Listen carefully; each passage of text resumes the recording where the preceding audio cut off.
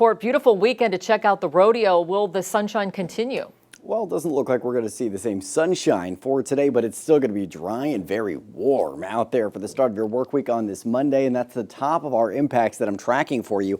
Very warm and dry for today, but cooling down over the next several days with shower chances increasing heading into the end of the week. And tomorrow, we even have a chance for some limited showers across our region, but it doesn't look like anything to write home about, just enough to show you that there's a big change of pace on the horizon. And a live look outside this morning at the Sundial Bridge in Reading. You can see it beautifully lit up in red to purple there across the bridge. And then you can see the makings of the glowing wild exhibit from Turtle Bay on the end there. It's going to be a great day to get outside, but if you are going to do so, again, pack the water, get your sunglasses handy, and dress in those light layers. It's going to be toasty out there for today. Temperatures right now starting out for the most part in the valley in the mid to upper 50s, but Reading is standout at 66 degrees, 57 right now for Chico, so we're looking at a difference of around 9 degrees there.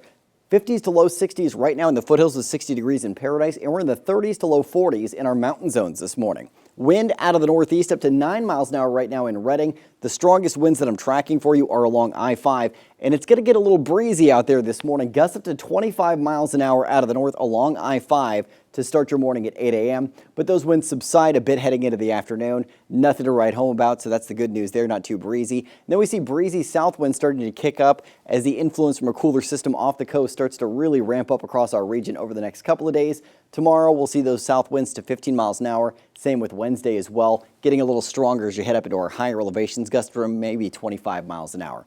Satellite and radar clouds starting to stream overhead, but they're fairly thin, and they're not going to do a whole lot for blocking out the sun today because we still have that ridge of high pressure that's kept us very warm and dry over the last week. That's now off to our east, though, and it's exiting our region, which is going to open up the door for cooling influence and shower chances from cool and wet systems approaching the west coast from the Pacific over the next several days. So today we're seeing a system just sliding down off the coast that's going to pull some clouds in, but that high pressure is still so strong that it's keeping us dry for today. And as you get a look through today, some thin clouds overhead at 8 a.m., but it's still very bright out there for your morning commute.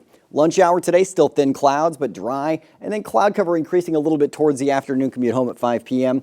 Overnight, we're going to clear out again, but then cloud cover starting to increase early tomorrow. Some scattered sprinkles not out of the question early to midday across the valley. For noon, most of those sprinkles look to be in Tehama and Shasta County zones and in our higher elevations. And then towards the afternoon, we could see a bit of thunderstorm activity closer to the coast and Oregon border while we're dry in the valley for the most part. And then we do see shower chances increasing in our mountain zones on Wednesday with some cloud cover overhead. Thursday looks to be the best chance for showers extending through the valley. That will continue on Friday, but it'll fizzle out through the day. And then higher elevations seeing a chance for some scattered showers this weekend while we have some clouds over the valley and mostly dry conditions. Today, high temperatures ending up in the low to mid 80s for the most part in Trinity County. For the Sierra and Southern Cascades, 70s to low 80s. 70s to low 80s in the foothills as well. 79 for Forest Ranch, 78 for Magalia, and 80 degrees in Paradise. If you're in the valley today, we're flirting with 90s in Reading. 89 degrees the projected high there.